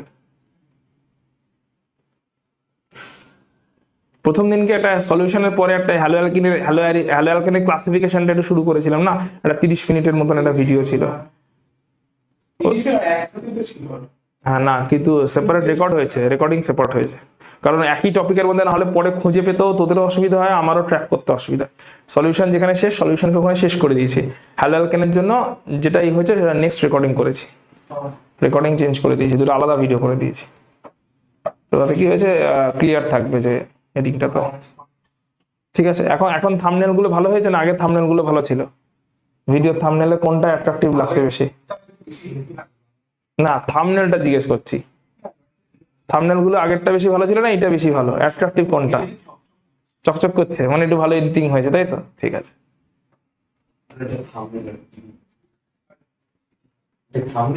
মানে প্রিভিয়াস সাউন্ড এটাই আছে। না না এইটা বলছি না, থাম্বনেলটা। ভিডিওর সামনে দাড়িওয়ালা ছবি আছে, এটা বলছে এই ছবি ওখানে পেস্ট করা। এই ছবিটা নিয়ে স্যার তো দাঁড়িয়ে বাচ্চা নেই।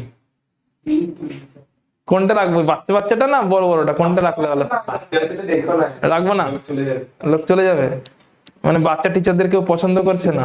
ওই তো দাড়িওয়ালা, সেই তো বলছি। ভিডিওটা শুনুন না, ওটাই আসছে। আরে ওটা তো কি ক্লাসে এই বলে তো বাচ্চা বাচ্চা লুকটা রাখবো না দাড়িওয়ালা লুকটা রাখবো? দাড়িওয়ালা। এই গরমকালে দাড়ি রাখা তো চাপের ব্যাপার হয়ে যাচ্ছে। আরে স্যার একই ছবি বানানো হয়ে গেল। হ্যাঁ একই ছবি বারবার লাইন দিতে। ঠিক আছে, কি লাগে? চলে আসো ফিজিক্যাল প্রপার্টিতে। তো ফিজিক্যাল প্রপার্টির যে চারটে ফিজিক্যাল প্রপার্টি আমরা স্টাডি করবো, দ্যাট ইজ মেল্টিং পয়েন্ট আর বয়লিং পয়েন্ট, আর তার সঙ্গে আরো দুটো ফিজিক্যাল প্রপার্টি আছে, solubility and dipole moment. So চলে আসছি প্রথমে মেল্টিং পয়েন্ট আর বয়লিং পয়েন্টে। সো ফার্স্ট চলে আসি বয়লিং পয়েন্টে, হেডিং দাও, যেটা এখানে লেখা নেই, বয়লিং পয়েন্ট বলে হেডিং দাও, দিয়ে মেন প্রিন্সিপালটা লিখবে। বয়লিং পয়েন্টের কি প্রিন্সিপাল অনেকবার ক্লাসে ডিসকাস করেছি, তাও একবার লিখে নাও। বয়লিং পয়েন্টের মেন প্রিন্সিপাল হচ্ছে সারফেস এরিয়া। যত সারফেস এরিয়া বেশি হবে, surface area is proportional to, পরপর লাইন চলতে থাকবে। আরে ইজ প্রপোর্শনাল টু কে ম্যাথমেটিক্যালি সাইন করে লেখো। প্রপোর্শনাল সাইন কেমন? সেন্টেন্স লিখছি, is proportional to, surface area is proportional to intermolecular force. যত বড় সারফেস এরিয়া হবে তত ফোর্স অফ অ্যাট্রাকশন বেশি হবে, আর যত ফোর্স অফ অ্যাট্রাকশন বেশি হবে তত সেই ফোর্স অফ অ্যাট্রাকশনকে ব্রেক করার জন্য বেশি এনার্জি লাগবে। ও তাই করছিল, ও তো তাও ম্যাথমেটিক্স নেই, আমি তাও ধরে নিতে পারি ভুলে গেছে এতদিনে, ঠিক আছে 10 অবধি পড়েছিল, তারপরে প্রপোর্শনাল সাইন ভুলে গেছে।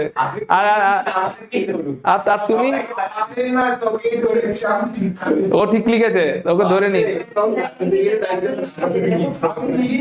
তো লেখো লেখো লেখো, surface area is proportional to intermolecular force is proportional two boiling point. কি প্রিন্সিপালটা বুঝে নাও, যত সারফেস এরিয়া বেশি হবে, দুটো মলিকুলের সারফেস এরিয়া যত বেশি হবে তত মলিকুলগুলোর মধ্যে কন্ট্যাক্ট এরিয়া অফ কন্ট্যাক্ট বাড়বে। Intermolecular force of attraction, that is the van der Waal force of attraction, যেগুলো ক্লাস 11 এ পড়েছিলে, পাঁচটা van der Waal force of attraction, London force, Keesom force, Debye force, এরকম অনেকগুলো van der Waal force of attraction ছিল। সো এই van der Waal force of attraction গুলো স্ট্রেংথ বাড়বে যত কন্ট্যাক্ট এরিয়া বাড়ছে মলিকুলগুলোর মধ্যে। যত van der force of অ্যাট্রাকশনের strength বাড়বে তত মলিকুলগুলোকে সেপারেট করে তাকে ভেপারে পাঠাতে বেশি বেশি এনার্জি লাগবে, তত বয়লিং পয়েন্ট বাড়বে। ক্লিয়ার? যে সারফেস এরিয়া আমাকে তাহলে বিভিন্ন কম্পাউন্ড দিলে কি খুঁজতে হবে? সারফেস এরিয়া কার বেশি কার কম, সারফেস এরিয়ার অর্ডারে সাজাতে হবে, ওটাই বয়লিং পয়েন্টের অর্ডার হয়ে যাবে। ক্লিয়ার? এবারে নেক্সট প্রিন্সিপালটা লেখো। যদি ব্রাঞ্চিং থাকে আর লিনিয়ারিটি থাকে তাহলে লিখবে ব্রাঞ্চিং ইজ প্রপোর্শনাল টু, মলিকুলে ধরো ব্রাঞ্চিং, কোন মলিকুল আছে ব্রাঞ্চিং মলিকুল, কোন মলিকুল আছে linear molecule. So branching is proportional two compactness. যত ব্রাঞ্চিং বেশি তত কম্প্যাক্টনেস বাড়ে, ব্রাঞ্চিং হলে কিন্তু সারফেস এরিয়া বাড়ে না, কম্প্যাক্টনেস বাড়ে। Is inversely proportional to surface area. Inversely proportional মানে প্রপোর্শনাল লিখে 1/, আরে 1/, প্রপোর্শনাল না রে, অসাধারণ লিখেছে, মানে কি আর বলবো, 1/, মানে কোথা থেকে এসছে উঠে, প্রপোর্শনাল টু লিখে 1/, surface area, that is inversely proportional two. মাকে বাবাকে জানাতে হবে যে এটা সারফেস এরিয়াটাও লেখেনি আবার পুরো কথাটা, যে প্রপোর্শনাল টু সাইন ভুলে গেছে সে। 1/, প্রপোর্শনাল, এটা কি ছিল? 1/, প্রপোর্শনাল, এটা কি ছিল এটা? তুই তো 1/2 করেছিস, কি বলছিস? তাহলে দেখো একটা যত বেশি ব্রাঞ্চিং হবে তত কম্প্যাক্টনেস বাড়ছে, কম্প্যাক্টনেস বাড়ছে মানে সারফেস এরিয়া কম হচ্ছে, সারফেস এরিয়া কম হওয়া মানে আলটিমেটলি বয়লিং পয়েন্ট, এই সারফেস এরিয়ার সঙ্গে বয়লিং পয়েন্ট ডাইরেক্টলি প্রপোর্শনাল।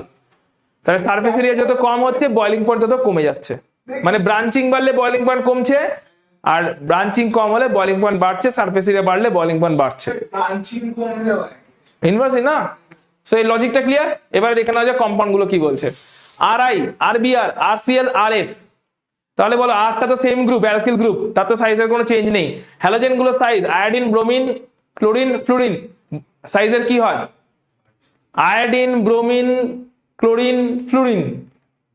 ওপর থেকে নিচে নয়, নিচ থেকে ওপরে, ওপর থেকে নিচে কি হয় সাইজের?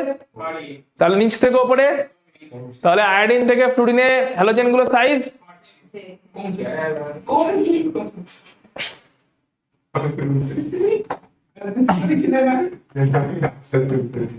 তো লিখে নাও এটা, সাইজ অফ হ্যালোজেন ডিক্রিজেস, হ্যালোজেনের সাইজ ডিক্রিজ হয় মানে সারফেস এরিয়া। কি? আরআই, আরবিআর, আরসিএল, আরএফ, এই অর্ডারে গেলে হ্যালোজেনের সাইজ কমছে, আয়োডিনের সাইজ বড়, ফ্লুরিনের সাইজ কম। সো হ্যালোজেনের সাইজ কমছে, আয়োডিনের সাইজ বড়, আয়োডিন নিচে আছে পিরিয়ড টেবিলে, হ্যালোজেন উপরে আছে, ফ্লুরিন উপরে আছে। So iodine, bromine, chlorine, fluorine size কমছে। সাইজ যদি কমে যায় সারফেস এরিয়া কমবে, সারফেস এরিয়া কমে যাওয়া মানে বয়লিং পয়েন্টের অর্ডার কমবে, ডাইরেক্টলি প্রপোর্শনাল। ঠিক আছে, সো সাইজ কমছে মানে সারফেস এরিয়া কমছে মানে বয়লিং পয়েন্ট কমছে, তার মানে আরআই এর বয়লিং পয়েন্ট বেশি হবে, আরএফ এর বয়লিং পয়েন্ট কম হবে। অর্ডারটা ক্লিয়ার? যদি অ্যালকিল গ্রুপটা সেম থাকে তবে হ্যালোজেনটা চেঞ্জ হয়েছে। আচ্ছা পরেরটাতে দেখো হ্যালোজেনটা সেম আছে, অ্যালকিল গ্রুপগুলো চেঞ্জ হয়েছে। এটাতে এইটা অ্যালকিল গ্রুপ, এটাতে এইটা অ্যালকিল গ্রুপ, এটাতে হচ্ছে এইটা অ্যালকিল গ্রুপ, এটাতে হচ্ছে এইটা অ্যালকিল গ্রুপ, এটা অ্যালকিল গ্রুপ। সো হ্যালোজেন গুলো সেম আছে, bromine halogen, bromine halogen, bromine halogen, bromine halogen, কিন্তু অ্যালকিল গ্রুপে ডিফারেন্ট হয়েছে। সো বল এটা লিনিয়ার না ব্রাঞ্চ? এটাতে ওয়ান ব্রাঞ্চ আছে, এটাতেও ওয়ান ব্রাঞ্চ আছে, এটাতেও টু ব্রাঞ্চেস আছে, এইদিকেও ব্রাঞ্চ আছে, এদিকেও ব্রাঞ্চ আছে, টু ব্রাঞ্চেস। সো ব্রাঞ্চিং বাড়লে বয়লিং পয়েন্ট কি হয়? Inversely proportional. ব্রাঞ্চিং বাড়া মানে সারফেস এরিয়া কমে যাওয়া, সারফেস এরিয়া কমা মানে আলটিমেটলি বয়লিং পয়েন্ট কমে যাওয়া। তাহলে এখানে বয়লিং পয়েন্ট বেশি, যেখানে ব্রাঞ্চিং নেই, 375 কেলভিন। এই দুটোতে সেম সেম ব্রাঞ্চিং, তাই বয়লিং পয়েন্ট মোরালেস সেম সেম। এটাতে বয়লিং পয়েন্ট কমে গেছে কারণ ব্রাঞ্চিং বেড়েছে। ঠিক আছে, সো ব্রাঞ্চিং যত বাড়ছে তত বয়লিং পয়েন্ট কমছে কারণ সারফেস এরিয়াটা কমে যাচ্ছে। ক্লিয়ার? আচ্ছা চলে আসছে এবার এইখানে বলো, এই কটাতে বলো একইভাবে ফ্লুরিন, নরমাল বেনজিন, তারপরে fluorobenzene, chlorobenzene, bromobenzene, iodobenzene, left to রাইটে সারফেস এরিয়া কি হচ্ছে, বাড়ছে না কমছে? বাড়ছে। কি করছিস? লেফট টু রাইটে ফ্লুরিন, ক্লোরিন, ব্রোমিন, আয়োডিন, হ্যালোজেনের সাইজ বাড়ছে, সো সারফেস এরিয়া বাড়ছে, সো বয়লিং পয়েন্ট বাড়ছে। 353, 462, সো বয়লিং পয়েন্ট বেড়েছে। বাকি বেনজিনটা তো সেম, কিন্তু হ্যালোজেন গ্রুপটা সাইজ বাড়ছে তো সারফেস এরিয়া বাড়ছে। পরেরটাতে বলো এই তিনটের মধ্যে চলে আসছে এবার মেল্টিং পয়েন্টে। এই তিনটের জন্য মেল্টিং পয়েন্টটা অ্যাপ্লিকেবল, মানে এই হ্যালো অ্যারেন গুলোর জন্য মেল্টিং পয়েন্টটা মেইনলি অ্যাপ্লিকেবল। মেল্টিং পয়েন্টের প্রিন্সিপাল লিখবে এবার, মেল্টিং পয়েন্টের প্রিন্সিপাল। বয়লিং পয়েন্ট মানে কি liquid to vapour, melting point মানে কি সলিড টু লিকুইড, তাই তো? সো অবভিয়াসলি যখন লিকুইড টু ভেপার যাচ্ছি তখন যে প্রিন্সিপালে যাচ্ছি that is the surface area আর বয়লিং পয়েন্ট, এটা প্রপোর্শনাল এই প্রিন্সিপালে যাচ্ছি। মেল্টিং পয়েন্টের জন্য এটা অ্যাপ্লিকেবল প্রিন্সিপাল না, এখানে অন্য প্রিন্সিপাল। কারণ সলিড অবস্থায় যখন মলিকুলটা আছে সেটা ক্রিস্টাল ফর্মে থাকে, সলিড মানে সে ক্রিস্টাল ফর্মে আছে। এবারে তাহলে সিমেট্রিক্যাল যদি হয় কোন একটা মলিকুল, সে ক্রিস্টালের মধ্যে বেটার ওয়েতে প্যাকিং হবে, ফিটিং হবে, না আনসিমেট্রিক্যাল হলে মলিকুলটা ক্রিস্টালে বেটার প্যাকিং হবে, ফিটিং হবে? ফর এক্সাম্পল তুমি কোথাও ঘুরতে যাচ্ছ আর ট্রলি ব্যাগ প্যাক করছো, এন্ড তোমার কাছে বেশ কিছু সিমেট্রিক্যাল বক্সেস আছে, জামা কাপড়ের জন্য বলো যাই বলো, সিমেট্রিক্যাল জিনিসপত্র আছে, সেটা ট্রলি ব্যাগে ভালো ফিট হবে? না বেশ কিছু এবড়ো খেবড়ো ইট পাথর ডান্ডা এসব আছে, সেটা ট্রলি ব্যাগে ভালোভাবে ফিটিং হবে? ফিটিংটা কোনটা ভালো হবে? ক্লিয়ার? সো সিমেট্রিক্যাল যে কোনো জিনিস ফিটিং ভালো হয়, যে কোনো সিমেট্রিক্যাল জিনিসের ফিটিংটা ভালো হয়। তাহলে সিমেট্রিক্যাল মলিকুল হলে ক্রিস্টালে ফিটিং কি হবে? বেটার হবে। তাহলে ক্রিস্টালাইন ফোর্স স্ট্রং হবে, তার মানে সিমেট্রিক্যাল মলিকুলের ওই স্ট্রং ক্রিস্টালাইন ফোর্সকে ব্রেক করে সলিডকে লিকুইডে বানাতে মেল্টিং পয়েন্ট বাড়বে। ক্লিয়ার? তাহলে লজিকটা লিখে রাখো, সিমেট্রি, এখানে লজিকটা হচ্ছে সিমেট্রিক্যাল মলিকিউল যত হবে, symmetry is proportional to intercrystalline force,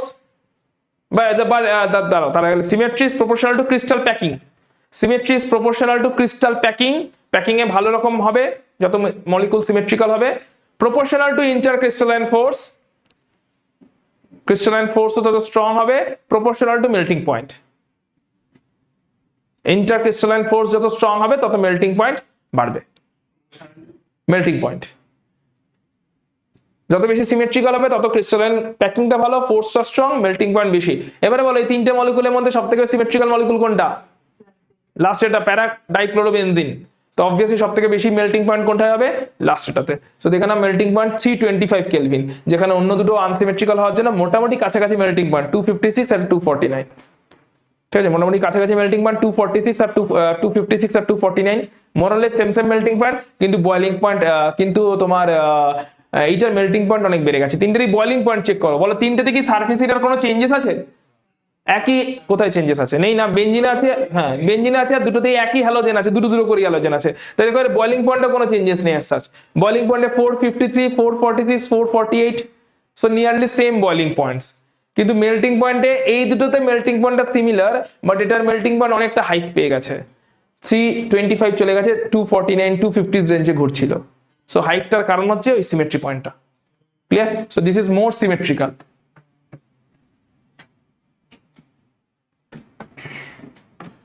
যেহেতু এটা মোর সিমেট্রিক্যাল তাই এটা মোর স্টেবল, তাই যখন অর্থ আর প্যারা দুজন তৈরি হয় না, প্যারাটা মেজর আইসোমার তৈরি হবে। যেহেতু সিমেট্রিক্যাল মোর স্টেবল, প্যারা আইসোমার মানে সিমেট্রিক্যাল মোর স্টেবল, এন্ড সেই কারণে যে কোনো সিচুয়েশনে অর্থ আর প্যারা দুটো প্রোডাক্ট তৈরি হওয়ার থাকলে para isomer will be the major product. Clear? Solubility, haloalkane and haloarene usually hydrogen bond তৈরি করে না ওয়াটারের সঙ্গে, তাই এরা less soluble. Least soluble, usually এরা হাইড্রোজেন বন্ডিং তৈরি করে না ওয়াটারের সঙ্গে। আই মোবাইল রাখো, তাই এরা লিস্ট সলিবল। পোলারিটি, এটা অলরেডি জানি, হ্যালোজেন গুলো ইলেকট্রোনেগেটিভ, তাই হ্যালোজেন বন্ড পেয়ারকে নিজের দিকে শিফট করাবে, কার্বন ইলেকট্রন ডেফিসিয়েন্ট হবে। আচ্ছা, পোলারিটি থ্রু দিয়ে বলার সময় একটা পয়েন্ট বলে দিই, কোনটাকে কি বলে দেখে না এখন, কারণ আমরা রিয়াকশনসে ঢুকবো তো তার রেসপেক্টে বলে নি, পোলারিটির রেসপেক্টে। এটা হচ্ছে এই বন্ডের মধ্যে হাইড্রোজেন হ্যালোজেনটা ইলেকট্রোনেগেটিভ, হ্যালোজেন যেহেতু ইলেকট্রোনেগেটিভ তাই এই বন্ড পেয়ারের তাকে এইখানে যে বন্ড পেয়ারটা থাকবে ওটা হ্যালোজেনের দিকে শিফটেড থাকবে, তার সঙ্গে হ্যালোজেনের নিজের তিনটে লোন পেয়ার তো আছেই, বন্ড পেয়ারটাও হ্যালোজেনের দিকে শিফটেড আছে। এই অবস্থায় হ্যালোজেনের উপরে হাই মাইনাস চার্জ ডেভেলপ করবে, ইলেকট্রন ডেনসিটি বাড়ছে, পার্শিয়াল মাইনাস চার্জ ডেভেলপ করবে। বন্ড পেয়ার যেহেতু ওদিকে শিফট হয়ে গেছে তাই কার্বনটার উপরে আসবে partial plus charge, partial plus charge মানে ইলেকট্রন ডেফিসিয়েন্ট কার্বনকে বলা হয় ইলেকট্রোফিলিক কার্বন, আর পার্শিয়াল মাইনাস চার্জ वाला হ্যালোজেনটা বেসিক্যালি বিহেভ করবে অ্যাজ লিভিং গ্রুপ, যে কোনো রিঅ্যাকশনে ওটাই আগে বেরিয়ে যেতে চাইবে অ্যাজ এক্স মাইনাস, যে কোনো রিঅ্যাকশনে ওটাই আগে বেরিয়ে যেতে চাইবে as CL minus, BR minus, I minus, as X minus ওটা বেরিয়ে যাবে লিভিং গ্রুপ। সো সিচুয়েশনটা হচ্ছে এই বন্ডটা হাইলি পোলার বন্ড, কেন? একদিকে পার্শিয়াল প্লাস চার্জ ডেভেলপ করেছে, একদিকে পার্শিয়াল মাইনাস চার্জ ডেভেলপ করেছে। সো দুটো ক্লিয়ার কাট পোল ডেভেলপ করে গেছে, ডাইপোল মলিকুল বা পোলার বন্ড আছে। এই পোলার বন্ডের কেমন নেচার? কার্বনটা ইলেকট্রন ডেফিসিয়েন্ট তাই ইলেকট্রোফিলিক হয়ে আছে, এই নিউক্লিওফাইলকে অ্যাপ্রোচ করা অ্যালাউ করবে, আর যখনই নিউক্লিওফাইল একে অ্যাপ্রোচ করবে কার্বন এই বন্ডটাকে ছেড়ে দেবে, so that is living group ফর্মে এক্স মাইনাস আউট হয়ে যাবে। ক্লিয়ার? কারণ আমরা এখন সেই রিঅ্যাকশনস গুলোতে ঢুকতে চলেছি। সো নেচারটা ক্লিয়ার হয়ে গেল, মাথায় ঢুকেছে? আচ্ছা, এবার চলে আসি ডাইপোল মোমেন্ট কেমন ভাবে ভ্যারি করবে বলো। হ্যালোজেনটা যদি ইলেকট্রোনেগেটিভ বেশি হয় পোলারিটি বাড়বে না কমবে? দৈবজিৎ, হ্যালোজেন যদি ইলেকট্রোনেগেটিভ বেশি হয় পোলারিটি বাড়বে না কমবে? কমবে বলছিস কেন? সো এখানে যদি ইলেকট্রোনেগেটিভিটি বেশি হয় মানে বেশি শিফটিং হবে, তো অবভিয়াসলি এদিকে পার্শিয়াল মাইনাস চার্জ বেশি তৈরি হবে, পার্শিয়াল প্লাস চার্জ বেশি তৈরি হবে, সো পোলারিটি বাড়বে। সো এর পোলারিটি সবথেকে বেশি, কারণ ফ্লুরিন সবথেকে বেশি ইলেকট্রোনেগেটিভ, এদিকে পোলারিটি কমেছে, সো পোলারিটি অর্ডার থাকবে এরকম, more electronegative so more polarity. Clear? মাথায় ঢুকেছে? আচ্ছা, পরের তিনটে দেখে নাও। এই তিনটের মধ্যে দেখো এখানেও সিসিএল বন্ড আছে, দুটো সিসিএল বন্ড আছে, এখানেও দুটো সিসিএল বন্ড আছে, এখানেও দুটো সিসিএল বন্ড আছে, বাট পোলারিটি ভ্যারি করবে। প্রথম বন্ডটাতে ডাইপোল মোমেন্টটা একটা এই ডাইরেকশনে প্লে করছে, সিসিএল ডাইপোল একটা এই ডাইরেকশনে প্লে করছে, একটা ইকুয়াল এন্ড অপোজিট ডাইরেকশনে প্লে করছে। তাই যদিও এই সিসিএল বন্ড পোলার, এই সিসিএল বন্ড পোলার, কিন্তু ইকুয়াল আর অপোজিট হওয়ার জন্য ওভারঅল নেট পোলারিটি থাকছে না, কারণ dipole moment is a vector quantity and resultant vector তার ফর্মুলা কি? সেটা যদি mu1 ভেক্টর হয়, এটা যদি mu2 ভেক্টর হয়, resultant ভেক্টরের formula root over of mu1 square plus mu2 square plus 2 mu1 mu2 cos theta, এটা হচ্ছে resultant ভেক্টরের formula, right? So mu1 square plus mu2 square plus 2 mu1 mu2 cos theta টা কত এখানে? 180 theta. So সেই কারণে mu 0 হয়ে যাচ্ছে। এখানে থিটা কত? 60। তো এদিকে একটা mu1 থাকছে, এদিকে একটা mu2 থাকছে, এন্ড 60 ডিগ্রিতে থিটা থাকার জন্য একটা রেজাল্টেন্ট মিউ থাকবে, ইয়েস অর নো? ক্লিয়ার? এখানে থিটা কত? 120। সো অবভিয়াসলি এদিকে একটা ডাইপোল মোমেন্ট থাকছে, এদিকে একটা ডাইপোল মোমেন্ট থাকছে, এন্ড তার রেজাল্টেন্ট ডাইপোল মোমেন্ট প্লে করবে এরকম ভাবে। এই দুটোর মধ্যে কার ডাইপোল মোমেন্ট বেশি হবে? অবভিয়াসলি cos 60 তার ভ্যালু বেশি, ডাইপোল মোমেন্ট এখানে বেশি হবে। cos 120 তার ভ্যালু কম, ডাইপোল মোমেন্ট এখানে কম হবে। এটা cos 180 ভ্যালু 0 হয়ে গেছে, তাই ডাইপোল মোমেন্ট একদমই নেই। ক্লিয়ার? তাহলে অর্থ আইসোমারে ডাইপোল মোমেন্ট সবথেকে বেশি, মেটা আইসোমারে তার থেকে একটু কম, প্যারা আইসোমারে কোনো ডাইপোল মোমেন্টই নেই। কারণ একটা তার অন্যটাকে ক্যান্সেল আউট করে দিচ্ছে। ওকে, চলে আসছি বন্ড স্ট্রেংথে, লাস্ট পয়েন্ট ফিজিক্যাল প্রপার্টিতে। বন্ড স্ট্রেংথ কি বলছে? বন্ড স্ট্রেংথ বলছে সিএফ বন্ড বেশি strong then CCL bond then CBR bond then CI bond. কেন?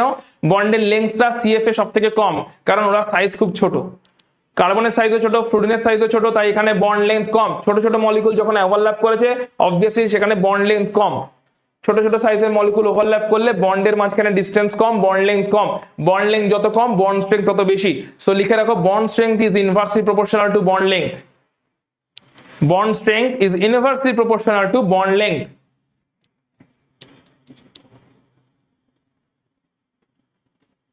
আর নেক্সট পয়েন্ট একটা লিখে রাখো, size of atom is inversely proportional to bond length. দাঁড়া সাইজ অফ অ্যাটম যদি ছোট হয় বন্ড লেংথ ছোট হবে, সরি ভুল বললাম। Size of atom is directly proportional to bond length, directly proportional to bond length. Size of atom is directly proportional to bond length is inversely proportional to bond strength. ঠিক বললাম তো? So check করে নেওয়া যাক। কার্বনের size ছোট, ফ্লুরিনের size ছোট। Size ছোট মানে ওদের বন্ড লেংথ কম, ওভারল্যাপ হয়েছে অল্প ডিসটেন্সের মধ্যে, ওভারল্যাপটা হয়ে গেছে। বন্ড লেংথ কম, বন্ড লেংথ কম মানে বন্ড স্ট্রেংথ বেশি। তো ঠিক আছে লজিকটা আমাদের, সাইজ অফ অ্যাটম কম তো বন্ড লেংথ কম মানে বন্ড স্ট্রেংথ বেশি। ক্লিয়ার? পরেরটাতে একটু হলো ক্লোরিনের সাইজ বেড়েছে, সো বন্ড লেংথ বাড়ছে, বন্ড স্ট্রেংথ কমছে। সিবিআর এ আরো ব্রোমিনের সাইজ বেড়েছে, বন্ড লেংথ বাড়ছে, বন্ড স্ট্রেংথ কমছে। সিআই তে একজন কার্বন এইটুকু মলিকুল, এইটুকু অ্যাটম, একজন আয়োডিন এত বড় অ্যাটম। সো অবভিয়াসলি মিসম্যাচ হচ্ছে, ওভারল্যাপে বন্ড লেংথ বাড়ছে, বন্ড স্ট্রেংথ কমছে। তাহলে কোন বন্ড সবার আগে ব্রেক হবে? সিআই বন্ড আগে ব্রেক হবে এন্ড আই মাইনাস সবার আগে বেরোবে। তাই সব থেকে ভালো living group K? I minus. Clear? পয়েন্টগুলো ক্লিয়ার হয়ে যাচ্ছে তো? সব থেকে ভালো লিভিং গ্রুপ আই মাইনাস। কেন? সিআই বন্ড সবার আগে ব্রেক হবে। কেন? সিআই বন্ডের বন্ড এনার্জি সব থেকে কম, তাই সিআই বন্ড সবার আগে ব্রেক হবে and I minus will be the best leaving group. লিখে রাখো, এইটা ড্র করো, দিয়ে নিচে লেখো as bond energy of CI bond is minimum, so I minus is a very good living group. এইটা CX বন্ডের নেচারটা লেখো, একটা হেডিং দিয়ে দাও, nature of CX bond. Nature of CX bond, CX বন্ডটা কেমন? কারণ এর উপরই ফার্দার আসতে চলেছে। CX বন্ডটা কেমন? সো লিখে রাখো এইটা, এই আগে পোলারিটিটা ড্র করে নাও। CH3X লিখে, এটা ইলেকট্রোফাইল, এর উপরে পার্শিয়াল প্লাস চার্জ আছে, ওটা living group, partial minus charge আছে, বন্ড পেয়ারে শিফটিং হয়েছে, পুরোটা ড্র করে নাও। ড্র করে লিখবে as CI bond energy is less, so I minus will be a good living group. যার বন্ড এনার্জি লেস সেটা ইজিলি ব্রেক হবে and that will be the good living group. Srija এতদূর অবধি ক্লিয়ার কিনা আমাকে একটু জানাবে। হ্যাঁ স্যার ক্লিয়ার। স্টেটমেন্টটা বলুন। বলছি ক্লিয়ার তো? স্টেটমেন্টটা লিখবে as CI bond is weak bond, as CI bond is weak bond, so I minus will be a good living group. CI বন্ডটা হচ্ছে উইক বন্ড, CI মানে CI লিখে দিও না, C ড্যাশ দিয়ে I লিখো, C ড্যাশ দিয়ে I মানে C bond I. CI bond is a weak bond, so I minus will be a good living group, will be the best living group. ওটাই সবার আগে বেরিয়ে যাবে, যখনই কোনো রিয়াকশন হবে ওটাই সবার আগে বেরিয়ে যাবে। Okay clear? বেশ।